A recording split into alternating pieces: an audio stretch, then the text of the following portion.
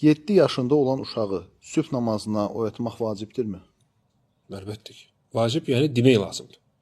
Peyğəmbər sallallahu əleyhi çünki hədislər gəlir 7 yaşından artıq tərbiyə eləyin namaza. Yəni deyin onu namaz qılsın. Bu deyin nə deməkdir? Yəni bütün namazlarını deyin qılsın. Öyrədin onu. 7 yaşından biz məktəbə durğuzuruq övladlarımızı. Fikirləşmir ya balacadır, dura bilməz, çətindir və s. durğuzuruq. Düzdürmü? Çünki tərbiyədir. Bu da bir tərbiyədir. 7 yaşda bax düzdür, indi uşaq xəstədirsə məsələn, biz aydındır ki, başa düşmək lazımdır. Hətta 10 yaşında hələ ki vacib deyil ona o namaz.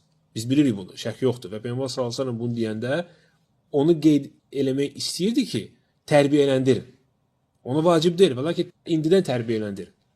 Və ola bilsin ki, məsələn müəyyən bir hallar olsun, məsələn uşaq tutaq ki, məsələn xəstədir. Onu durğusan, xəstəliyi daha ağır olar və başqa bir hallar müəyyən, məsələn hansı bir gün gec gedib yatmağa, dura bilməyəcək, çətinlik olacaq.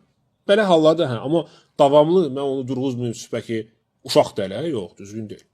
Əksinə indidən onu tərbiyələndir. Allah da yaxşı.